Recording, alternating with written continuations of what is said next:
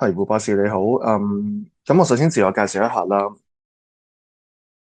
咁咧，我去年咧主要就係學校典禮及禮儀組嘅副主任嚟嘅。咁今年就係一個新上任嘅副組主任啦。咁我想分享一下咧，就係我舊年咧被委派嘅主要負責嘅工作咧，就係喺學期尾咧去籌辦呢個學校嘅畢業典禮。咁喺我處理呢個工作之後咧，咁就同同事咧，喺暑假開始嘅時間就開咗一個嘅evaluation meeting，咁就都探討咗咧，其實喺唔同嘅事情啦，由可能一啲嘅項目嘅報價啦，一啲同唔同部門、唔同同事之間嘅協調啦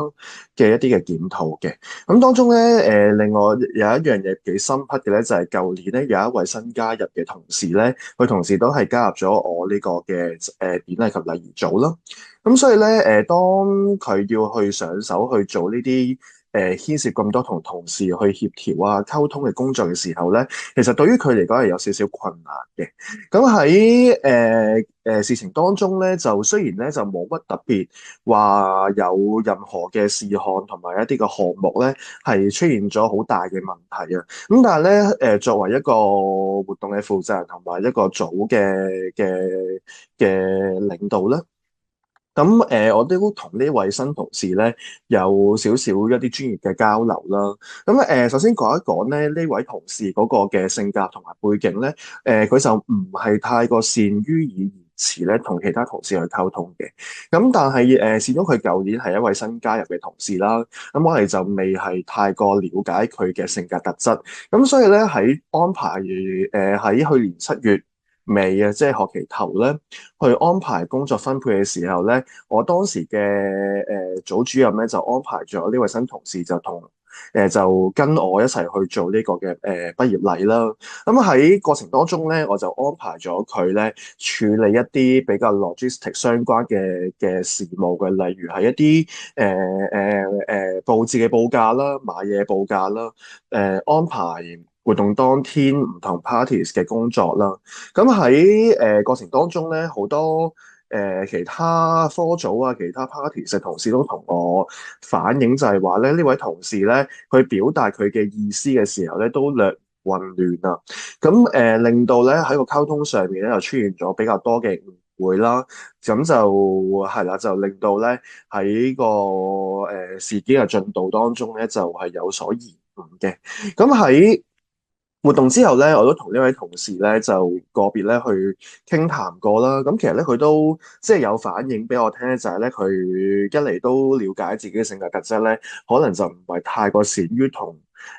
好多嘅人去溝通啦。第二就係咧呢位同事咧作為一位新加入嘅同事咧，要佢去好短時間內咧認識晒全校60位老師唔同 parties 唔同嘅負責同事咧，都對於佢嚟講咧，係有啲困難啊，咁所以咧呢一件事咧都啟發咗我咧，其實係喺日後咧作為一個新嘅科組主任啦，喺我日後工作上面嘅分配同埋安排嘅時候咧，都可能要考慮多一層，就係咧對於同事嚟講嗰一個嘅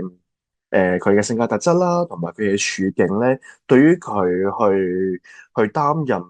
去處理佢嘅工作咧，係唔係一個即係會唔會係好困難咧？例如呢件事上面咧，如果我係能夠即係安排一啲比較少啲同同事去協調嘅工作嘅話咧，可能對於呢位同事嚟講咧，佢嘅工作可能會更加得心應手啦。係啦，咁接住嚟講咧，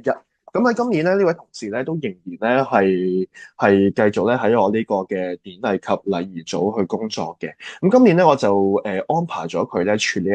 啲事務性多少少嘅工作啦，例如咧，佢就係要負責咧每個循環週咧，我哋會有2次嘅組會嘅。咁佢主要就係負責組會嘅一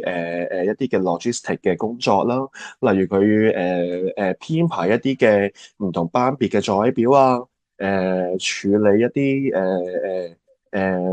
宣佈事項嘅次序啊。咁今年佢處理呢一啲相對咧唔需要同好多 party 去溝通嘅工作咧，咁佢嗰個工作表現咧係比舊年咧係好咗好多。咁所以咧，其實我認為呢一件事咧，雖然係一件好簡單嘅事啦，亦都啟發到我咧，其實喺作為科組主任咧，我哋難免咧都可能會有一啲嘅同事咧係出出入入嘅，有舊同事嘅離開啦、退休啦，有新同事嘅加入啦。咁喺處理有新同事加入嘅時候咧，如果俾我再日後有咁嘅機會咧，我都會先了解下佢嘅性格特質啦。可能喺好短時間之內咧，未必可以好有效咁樣咧，去完全了解一個人嘅。咁但係都可以嘗試同佢去，即係喺開學之前啊，食餐開工飯啦，又或者係有多少少係傾偈交流嘅時間咧，從中咧了解下嗰個同事嘅性格特質啦，從而咧去判斷同埋思考一下咧，邊一方面嘅工作咧係可能係即係適合佢嘅性格多少少嘅。咁呢個